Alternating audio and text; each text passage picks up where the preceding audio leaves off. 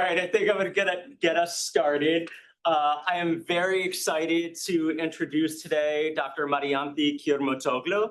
Dr. Kioumourtzoglou is a professor in the Department of Epidemiology at the Brown School of Public Health and the Institute of Brown for Environment and Society. She earned her environmental engineering degree in Greece, her Master of Science in Public Health from the University of North Carolina, Chapel Hill, and her Doctor of Science in Environmental Health Science from Harvard T.H. Chan School of Public Health. She is a world leader in environmental epidemiology and climate epidemiology. I had the pleasure of overlapping with Marianthi while we were both at Columbia University while I was doing my PhD, and I've learned a ton from her over the years, and I'm hoping that you will learn some from her today. So thank you for being here. Thank you very much for the invitation and such a nice introduction. Hi, everyone. Welcome. So we'll talk about some climate and health research that we've been doing with my group over the last several years. Climate change is increasing the frequency and intensity of extreme weather events. So extreme weather events include extreme heat, tropical cyclones, droughts, floods, etc., and downstream consequences like wildfires that are attributed to climate change, but they're not extreme weather events themselves.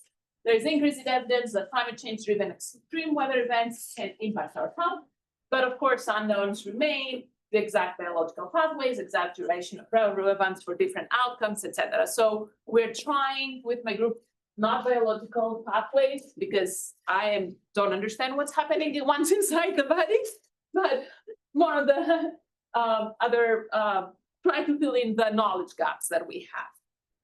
So I'll start, there are themes throughout this presentation. So I'll start with exposure to temperature and high temperatures specifically. So both low and high temperatures have been linked to adverse health outcomes. For example, mortality and cardiovascular disease are the outcomes we've seen most in the literature, not the only ones, of course. The relationships with temperature tend to be nonlinear, so we need to be careful about that when modeling associations. I'll talk quite a bit about cardiovascular disease. We've done a lot of work on cardiovascular disease. It is the leading cause of morbidity and mortality worldwide. So that's why it's very important to characterize associations with, in general, exposures, but in this case, temperature and cardiovascular disease, but also another health outcome. Now, most studies, I will not claim we are the first ones by any means to look at temperatures and cardiovascular disease, but for the most part, studies look at daily temperatures, which is great, but what happens at different time points, especially sub-daily fluctuations of temperatures. And so that's one thing that we're trying to address. And the other is there are also many other outcomes for which the relationship with temperature has not yet investigated either at all or not yet as much. So for example, something that I'm very much interested in is mental health. Mental health outcomes are not that easy to get, and there are issues. So there's already some work in temperatures and mental health. Dr. Chen, for example, has already done some very cool work about it. And we are contributing to that body of literature. So we were extremely lucky to have access to an amazing data set called the Statewide Planning and Research Cooperative System Database. That's in New York State. That's an administrative data set, so we're talking hospitalizations. That includes 98% of all inpatient stays and outpatient visits in the state from all non-military acute care facilities. Independence of insurance status and independent of age. So for example, I've also worked a lot with Medicare. That's an amazing nationwide resource, but that's restricted only to those above 65. So here we had all ages. We also, unique feature that allowed us to look within day associations was that we don't only have day of admission, but also hour of admission. And for certain outcomes, this does not work for everything because hour of admission is not hour of event, but for certain outcomes, that difference is very tight. So we looked at myocardial infarctions, heart attacks, for cardiovascular disease. That's a very tight window. So we were able to lag from an estimate the time of event based on the time of admission. For other outcomes, like the mental health outcomes that I will talk about, we don't feel so confident that the hour of admission tells us much about the time, the hour of event. So for those, we use the day. And we used ICD-9 codes to identify our outcomes. We also had information on age, sex, race, ethnicities, and zip code of residence. So we used zip code to link the exposures, and all our data are 95 to 2015. Unfortunately, we didn't have more recent data. For our temperature assessment for all the studies, we use the North American Land Data Simulation System, NLDAS2. Now, NLDAS, it's a larger read, which we know, based also on downworks, that it could overly smooth temperatures, especially in urban centers, but it gives us hourly temperatures across the state. So obviously for what we wanted, this is important. So that's why we chose NLDAS. And we area weighted zip code averages. We also estimated population weighted. Given the grid size, the correlation was 99.9%, so it didn't really change results. For the most part, we used time stratified case crossover design for the temperature exposures and studies that I will talk about. This is a very nice, elegant study design, matching each person to themselves, and also tightly matched on time of day, day of week, month, and year. So what could confound associations between exposure and outcomes are things that vary within people, within person, right, with much in person, and within month. So there are very few things. So even though for some reason this is not advertised as a causal inference study design, I think it's as close to causal. Of course, it has like some potential confounding issues, but not really. It's pretty much protected compared to other study designs. And we also couple this with nonlinear distributed lag terms to look at different lags. For the sub-daily analysis, we looked up to 48 hours, and that's for the myocardial infarction analysis that I will talk about. And then for the mental health outcomes, we looked at weekly analysis, so daily lags, 0 is the day of the event, going a week back. And we non-linearly adjusted for relative humidity. Actually, adjusting or not adjusting for relative humidity made no difference, because in New York, the temporal distribution of relative humidity is much, much homogeneous than the temperatures. So statistically, even though biologically it might make a lot of difference, statistically in our models, it didn't. So these are the hourly temperature and myocardial infarction results. I'll guide you through this. So this slide shows hourly temperatures in degrees Celsius and change in rate of myocardial hospitalizations for the first 6 lags. So the time of event is this red one and up to hour 6. So as you can see, and then it flattened. I'm not showing all 48. It would be a very busy graph. 2, it just flattened afterwards. So as you can see, most of the effect that we see in daily associations, and actually I don't remember the number, but the number, well, also it's not linear, but it was comparable to 24-hour results reported by other studies. For heart attacks, it's actually within 6 hours of the event. And this is the cumulative risk for every hour up to 6 hours again. And you can see that it's steeper at the beginning, and then it kind of plateaus. So in New York State, we cannot generalize in general, but in New York State, for heart attacks, it looks like the 6 hours more proximal to the heart attack are actually critical, which does have a difference for public health messaging, etc., versus the whole day, right? This is now we're looking at weekly temperatures. And again, this is the cumulative over week. So we looked at daily temperature with distributed lags. This is the weekly cumulative association over a week, and substance and alcohol use, again, in the States.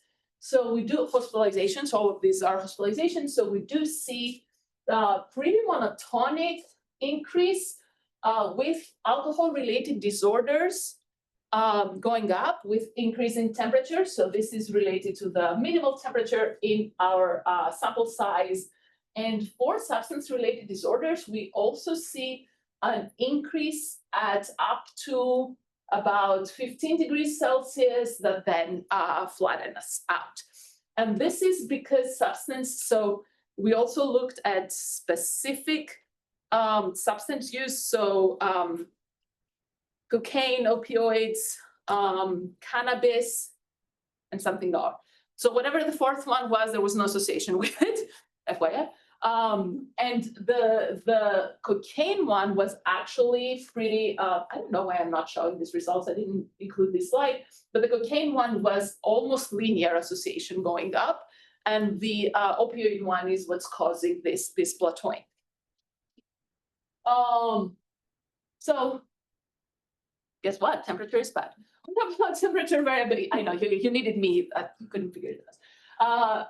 What about temperature variability though? So before going into temperature variability work, let's define temperature variability because, and this is, I think this is why we did this paper, and all this work is, the temperature work with the heart attacks is my former PhD student, Sebastian Roland has done all this work.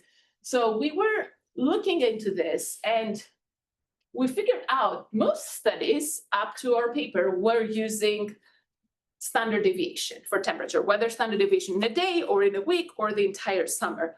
And that always bugged me because assume that this, I played with this on PowerPoint, but assume that on the x-axis is time and on the y-axis is temperature. These two would have the same standard deviation. Obviously, very different implications, though, on the experienced variability of temperature. So we wanted to see what happens if we use different variability metrics in our studies. So very busy table, it's not there for us to read all of it during this presentation.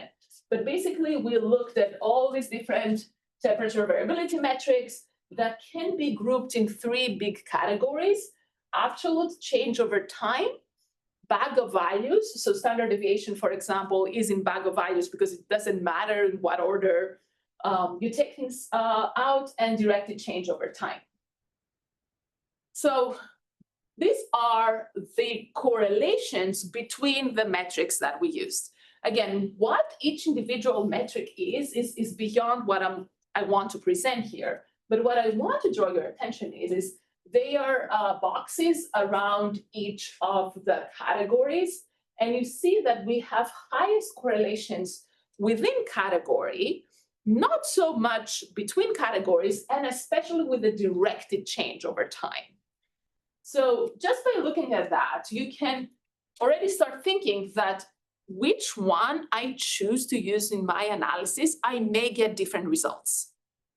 So, and this is a theme that will keep coming up, the exact research question is important for how we interpret our findings, because not all temperature variabilities do the same thing. So what was exactly looking for when I chose the metric that I did? So these are our results. Again, heart attacks is still our outcome here. These are nonlinear, as I said, so we want to find a way to present results. So so on the x-axis for both, it's change in MI hospitalization rates. The different metrics are on the y-axis. Panel A shows us the effect estimate of going from the mean temperature variability metric down to the 10th percentile. So we're decreasing, which is why they are all protective. Panel B shows how we're going from the mean temperature variability metric up to the 90th percentile now. So they are increasing. So as you can see, let's start with the higher temperatures first. They are all, if you care about such things as statistical significance, they are all statistically significant. Sorry, that's a, yeah.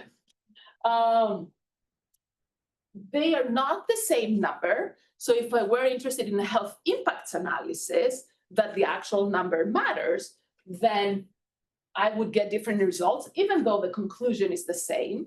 But if I go now down here, yes, results still differ, with, in some cases, the conclusion changing. Now, I said if you care about such things as statistical significance, because we can argue that this, yes, it crosses the null, but is it indicative of an association? And it probably is. But the thing is, having seen all of the others, then I feel less comfortable about it, right? So the difference in mean temperature likely captures a different aspect of temperature variability than the rest of them.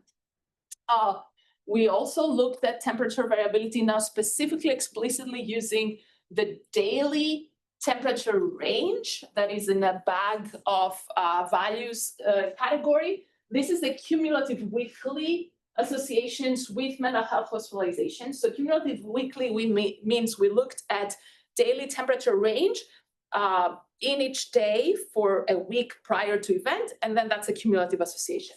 And so we looked at 4 hospitalizations for 4 disorders: mood, anxiety, adjustment, and schizophrenia.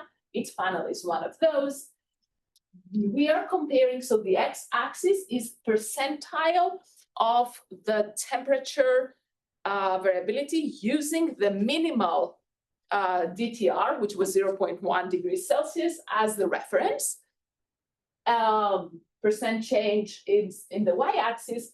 The black, the first dot, is the main total association. And then we also looked in this case, effect modification by age groups.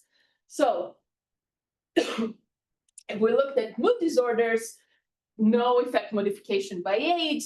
We do see that increasing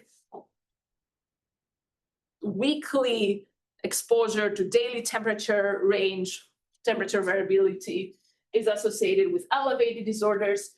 For anxiety disorders, technically, effect estimates are very much overlapping. So technically, this is not effect modification, but we did see effects only in the younger group, 0 to 24 years.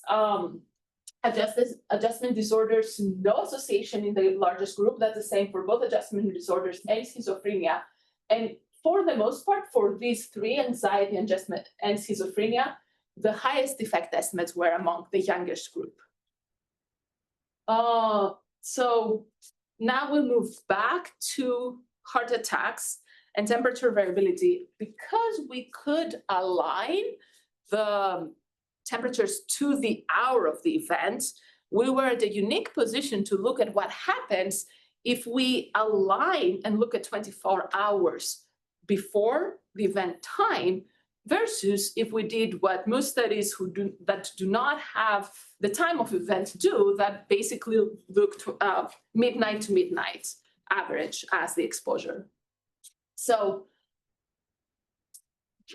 the different metrics are in each panel. Time of event is the aligned exposure to the time of event, and midnight is the misaligned. So we're in this unique position to actually quantify measurement error by this temporal misalignment. And not surprising, we see an attenuation in all of them, but also we see that the attenuation varies, and in some cases substantially so. So this is also very important. We're thinking not only about temperature variability, but also temperature, et cetera, when we're doing the health impacts analysis, how we are likely underestimating the numbers of excess deaths or excess hospitalizations potentially by a lot. So to wrap up the temperature section, the climate change is increasing temperatures, is messing up variability as well. We are all impacted with substantial impacts on human health, not only cardiovascular and mental health, but all aspects of our lives. I want to say, even though I didn't present any results here, these health impacts are not shared equally and equitably. Talking about climate justice, that's also individuals' ability and the ability of entire communities to adapt and mitigate those risks. And most of my work is in the US. Almost all of my work is in the US, but the concern of climate justice is much larger when we're thinking at a global scale. So there's a critical need for immediate adaptation strategies and efforts to increase resilience. And yes, sure, we can argue for behavioral changes and we can all do what we want, but ultimately, with these very widespread exposures, like temperature, like air pollution, like wildfire, at the individual level, there are very few things we can do, especially if we don't have the means, the income to buy an efficient AC, and right? So what I would argue what we need, and we need to start thinking about, is community, city, and larger scale level action to make sure that everybody's equitably protected. So I'll now move to closing the chapter on temperature for now, and moving on to tropical cyclones and mortality. What are tropical cyclones? They're devastating societies and human health. According to the National Weather Service, a tropical cyclone is a warm core, low pressure system without, I have to read it, I cannot say it by heart, without any front attached that develops over tropical or subtropical waters and has an organized circulation. And what we know for sure is that tropical cyclones have been increasing in intensity. Not clear yet if and by how much they're increasing in frequency, but they're definitely increasing in intensity. So they can be extremely destructive and disruptive with devastating impact to human health. Most studies, up until we started this series, I won't present one study here, but it was a series of studies that we did. Before that, those studies had focused on single hurricanes. Many papers after Katrina, many papers after Sandy. This is fantastic. We learned a lot, but because there was no systematic exposure assessment, we couldn't do comprehensive, nationwide or East Coast studies to more systematically characterize health effects related to, until Brooke Anderson, who graduated, was Michelle's student, graduated for here.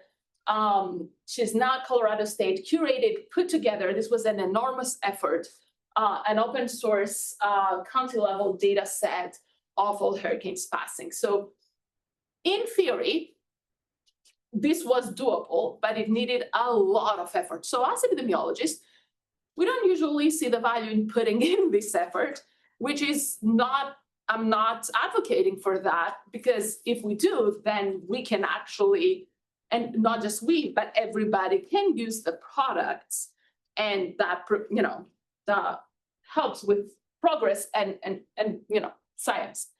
So we were able to use this data set and link with, this project, mortality data. So we used the National Center for Health Statistics, that's mortality of all ages. It's monthly, so that's one, we're now at the monthly level, not at the daily level, and county, which matches the exposure assessment resolution from 88 to 2018. Now we restricted to counties that experienced at least one cyclone during the study period, which makes sense, otherwise the exposure would have been zero, so that those cells would have dropped out of analysis anyway. And we grouped, so we created 6 big categories of death causes that you'll see next slide, grouped by ICD-9 and ICD-10 codes following the WHO Global Health Estimate. So before we're going into the health effects analysis, these are the cyclone data on, these are all cyclones on your, what is this, left-hand side, and these are the hurricanes. Hurricanes are the fastest wind and most devastating cyclones, so it's a subset. So first thing, yes, hurricanes are way fewer than total cyclones. Most, as you can see for both of them, they're most around the coast, even though occasionally some make it further inland. And the number one state being impacted, California and Louisiana are getting impacted as well a lot, but North Carolina gets the gold here. I don't remember, there are especially 2 counties in North Carolina that I don't remember now their names, that have like way larger exposure to these. So and by we, this is Robbie Parks, who was my postdoc at the time and now is an assistant professor at Columbia's Mailman School, ran a Bayesian conditional quasi-Poisson analysis, matched counties on month, non-linearly adjusted for long-term trends, used county year population as an offset to get rate estimates. And we used unconstrained distributed lag terms again for lags 0 to 6. Now, these lags are months. So what this means, and this is a forward distributed lag interpretation. So what this means is I'm exposed this month, not today, but this month, because our outcome data were on the month level. So what happens this month up to 6 months forward? And we also adjusted for same month, like 0 month temperature as the hurricane, or cyclone. So big plot here, let me come here. So each panel is a different outcome, mortality group, category, large group, cancers, cardiovascular disease, infectious and parasitic diseases, injuries, neuropsychiatric conditions, and respiratory diseases. On the y-axis are the lags. So lag 0 is the month of hurricane exposure. And on the y-axis is the percent change in the corresponding mortality category. So nothing with cancers, which was not surprising. We wouldn't expect to see much within 6 months. We see, interestingly though, for all other causes of mortality, we still see elevated associations even after not only the month off, but occasionally subsequent months. For some of them, for longer, like neuropsychiatric, for example, than shorter. Injuries, the month off is by far the largest association. What I also want to highlight here is that you cannot always see it. I didn't say this. Orange bullet points are hurricanes, so the more destructive ones.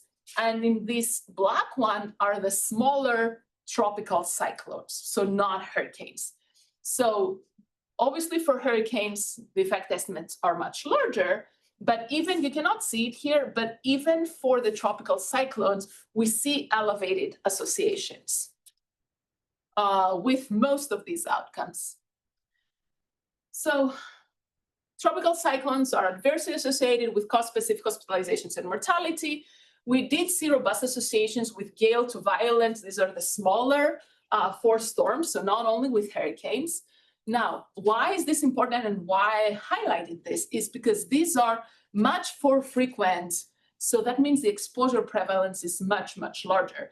Yes, huge hurricanes make the news. People are exposed to these much more frequently. And then in an analysis that I didn't show, we tried to quantify the mortality counts over the years. And in fact, if you looked at each individual hurricane versus each individual cyclone, yes, the hurricane has larger numbers, but in total, if you look over the years, much larger numbers of admissions and deaths are actually attributable to these smaller storms. Again, exposure prevalence, the importance of exposure prevalence.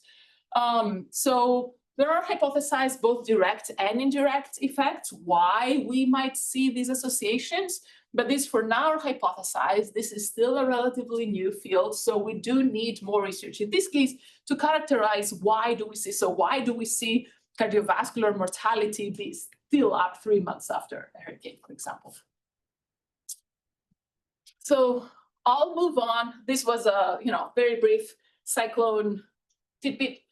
Moving on to challenges, though, when we're thinking about climate and health research. And the first one, this is not an exhaustive list.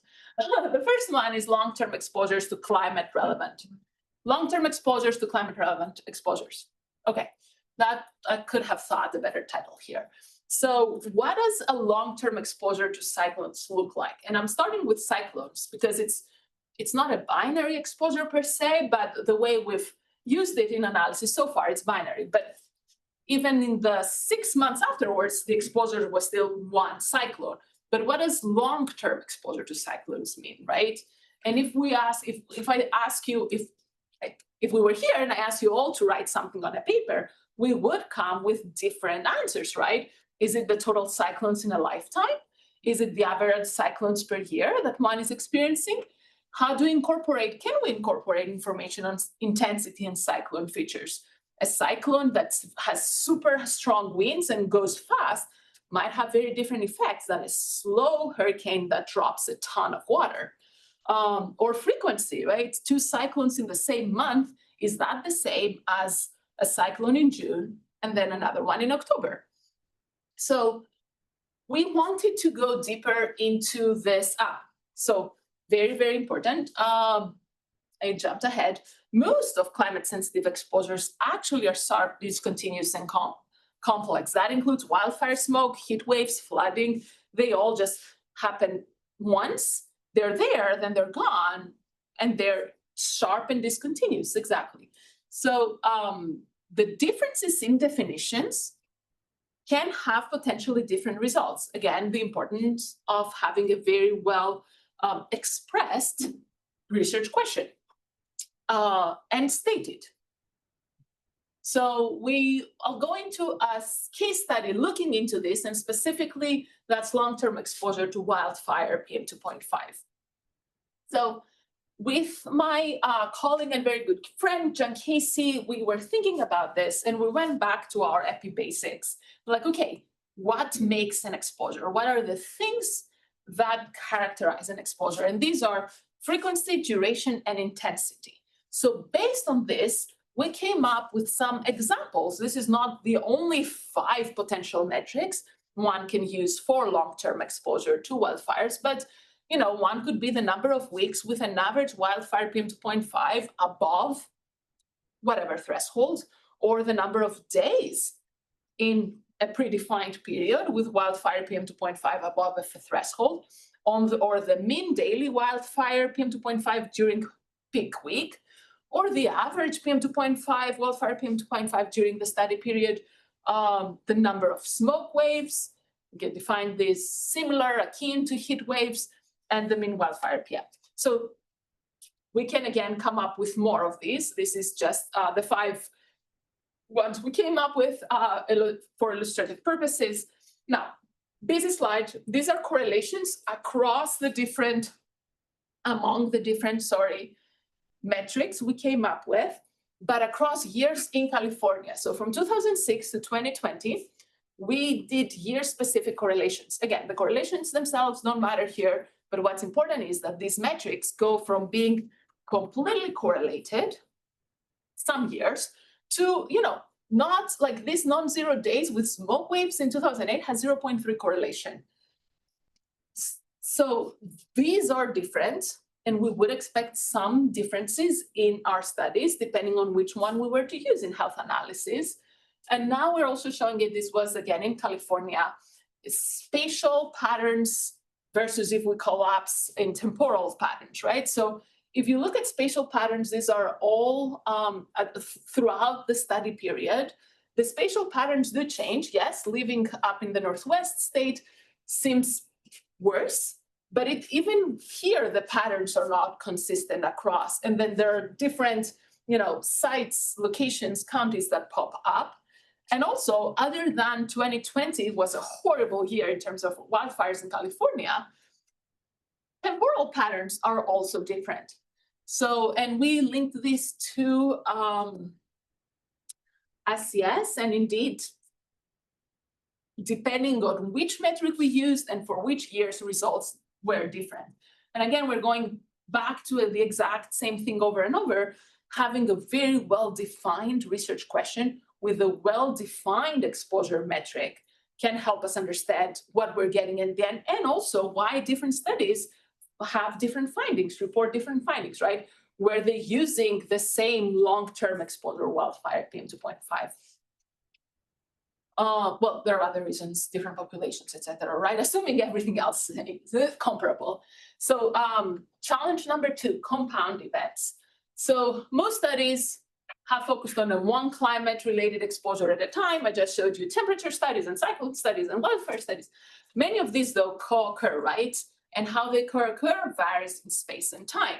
So for example, heat waves and droughts have very well-established feedback loops between processes that they intensify both drying and heating. And then both of these increase the probability of wildfires. So one might say, and this is a plug-in for some of my other work, that this is a mixtures problem. So if we're thinking about mixtures, again, primary research question, there are now many potential research questions that we can ask when we're interested in mixtures. So figuring this part out is important in general when we're talking about mixtures, but when we're talking about climate mixtures specifically, is it as simple? It's not simple, but as a mixtures analysis. And actually, it's even more complicated. Otherwise, it'd be boring. So its exposure now is a mini mixture, right? We talked about the cyclones, for example, that wind speed matters and rain and precipitation matters, right? So you can think of them as similar to PM2.5, that's an indicator of the air pollution mixture, but with important differences for analysis. There are concerns about positivity that we don't have with other exposures like air pollution or just temperature alone, right? So for example, to date, Washington State has not experienced and might not likely experience, hopefully soon, hurricanes, right? So we cannot include Washington State in our hurricanes analysis, or we cannot have, we don't have snowstorms in the summer. So this means that we have very different mixtures by region and season. And sure, we can stratify analysis, but results may not be comparable across strata, and we may run into power issues depending on, what health data we're using. So I don't have an answer for this, only to say that, we need to figure things out, and these things may look different depending on the mixture and the analysis that we're doing. So we talked about some examples, we talked about challenges and future directions needed for climate and health research, but in the last, hopefully 3 minutes, it might take longer, I'll try to speak faster, is where do we go from here? So yes, there are things that we need to understand more, and I've already said some of the things we need to do. This is a very quick PubMed search on temperature papers, temperature and adverse health outcomes papers from the 1990s up to last year. These are thousands of papers. So what is our goal here as environmental epidemiologists, right? Why are we in this field? Why are we doing climate and health research? And I'm joking that this is my mid-academic life crisis. So number one is understand what's happening. Understand, for example, biological processes, yes. And here there's still a lot to do, absolutely.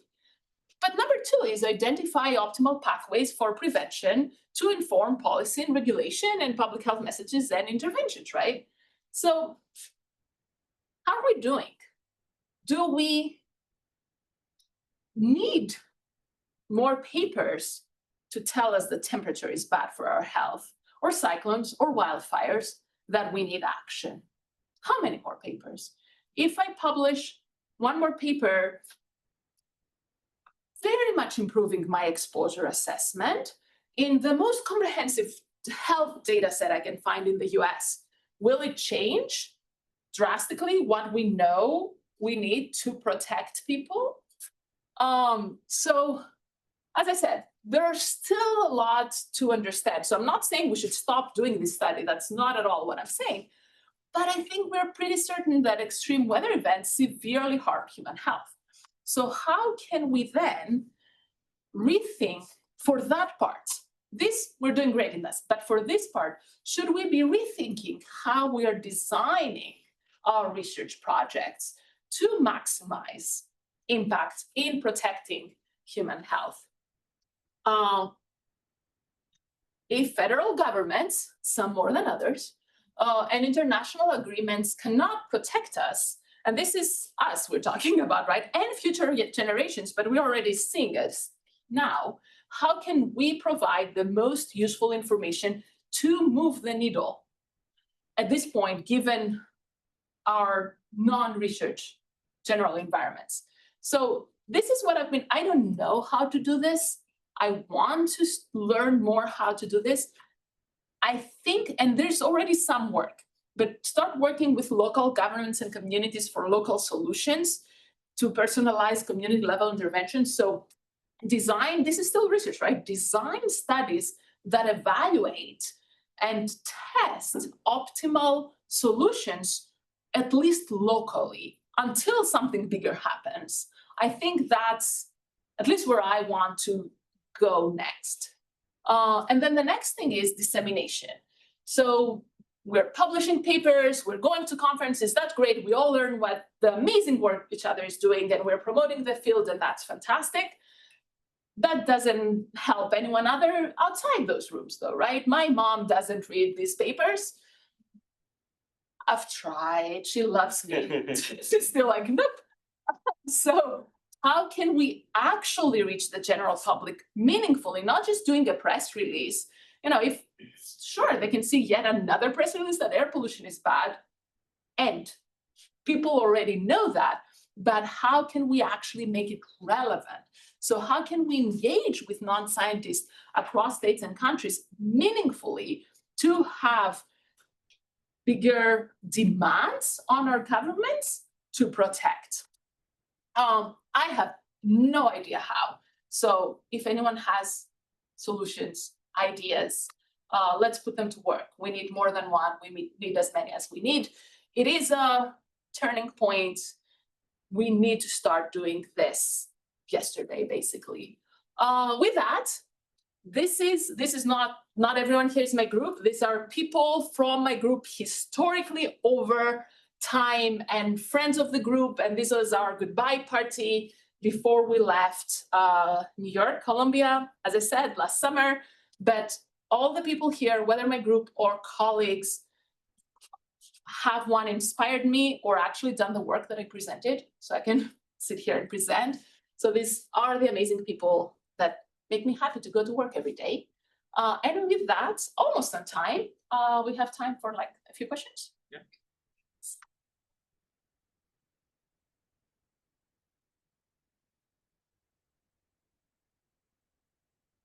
Yeah, Dr. Bell. Okay, I feel like I always learn so much from seminars. Thank you so much. My question is about the work that you're doing with the sub-daily exposures, which is super exciting. And I'm wondering if you have any thoughts on potential differences in exposure across the day and what's normal and not just personal exposure. So, for example, the temperature outside at noon might better match people's personal exposure than temperature outside at 3 a.m.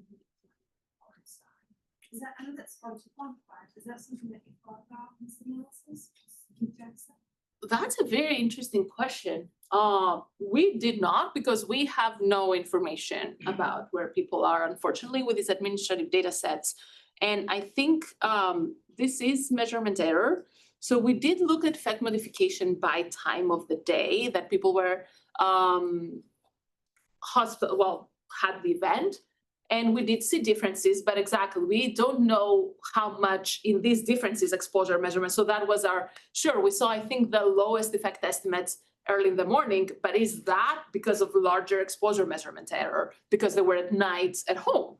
So we don't really know that. So in general, though, this is not to your answer, but to your question, but I'm increasingly concerned about, for these, okay, maybe not effect modification by time, but we can assume that the error is random on average.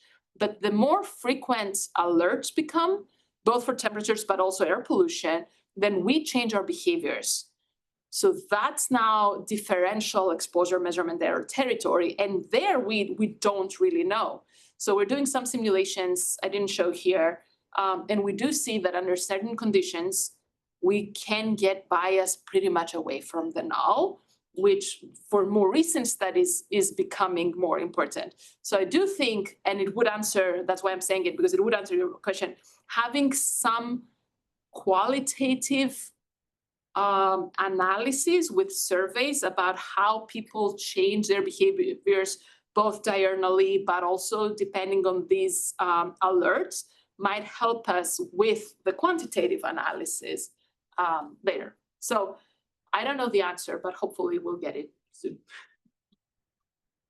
I actually have a related question, which is about effect heterogeneity potentially in the lags. Yeah. So I don't know the MI research, but I know in the stroke research that there are very similar, okay, that there are disparities in how long it takes people to recognize and then actually go to the hospital.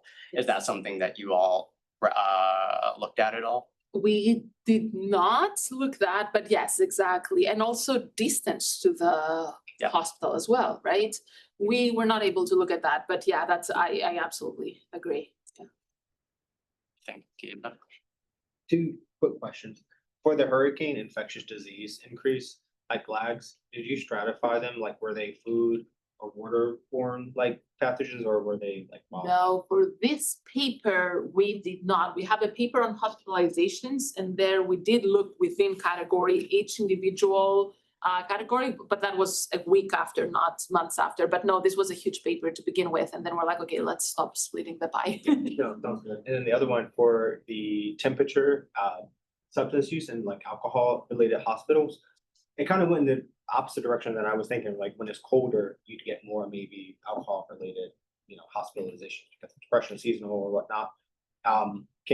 What do you think that pathway is? Is it just like people are outside and having a good time, or is it? So part of it is that people are more likely to be outside and have time and continuing having a good time. Part of it is that I think alcohol messes up with thermoregulation.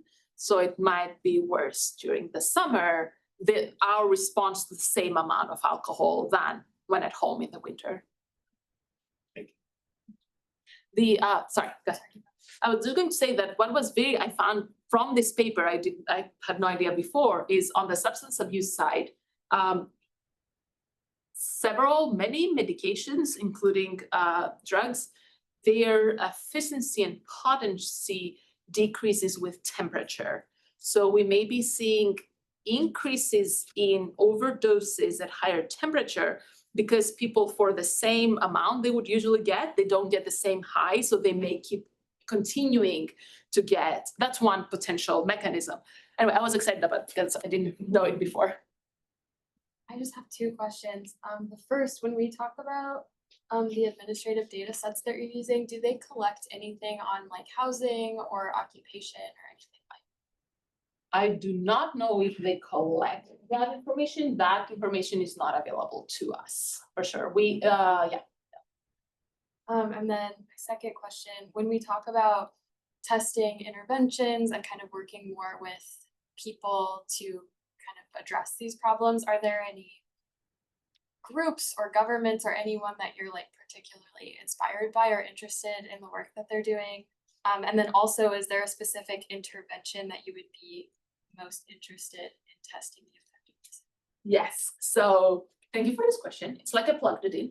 So the first part, I am not doing this work. I haven't done this work, so I don't really know of many organizations. There are community-based groups. And what I'll say now is mostly New York, because that was my previous home for so many years, is that there are like this, We Act that's actually nationwide. There's South Bronx Unite. There are many community groups, but as I found out more recently, even small communities that are not as well organized, but are still organized within the neighborhood and want to do things, for sure. I do think when doing this work needs to be done with someone who has the experience. I'll anecdotally say a joke, I guess it's not a joke. I wanted at some point to do a dietary intervention, community-based dietary intervention, having in a neighborhood in New York City that is low income, mostly immigrants, non-English primary speakers, and the association was air pollution with mental health, but it was a community-based dietary intervention. And I, pure scientist, right, wanted to give everybody not only broccoli, but I want to give people broccoli and blueberries. And I teamed up with someone who's an expert in doing community-based research.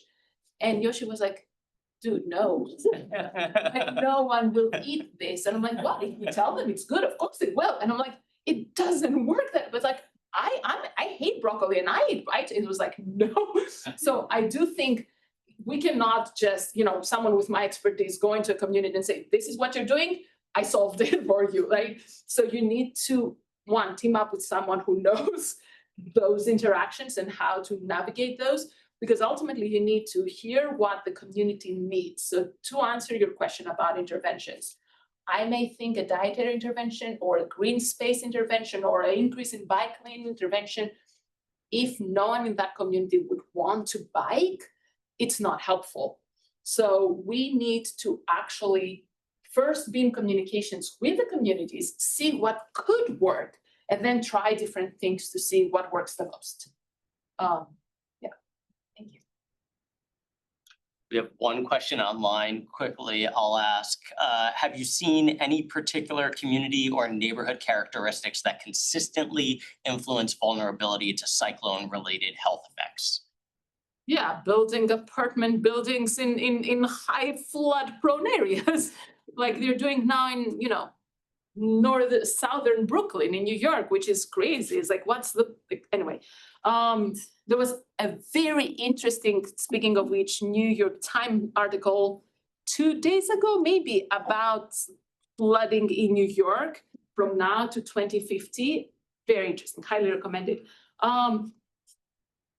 I think, yes, and importantly is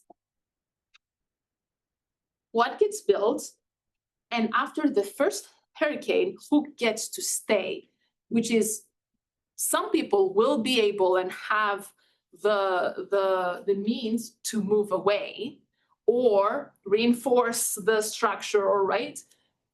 Most people will not.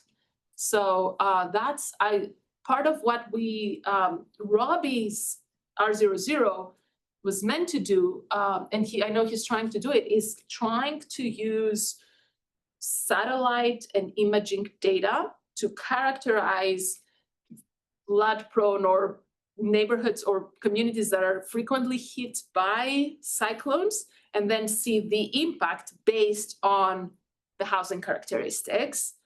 So that's work is ongoing, so stay tuned. I'll know better the answer once Robbie does the work. Great. Well, thank you very much. Thank you. Well. And if you'd like to continue the discussion, trainees and postdocs, you can go to room 610 to have lunch with Dr. Kioumourtzoglou.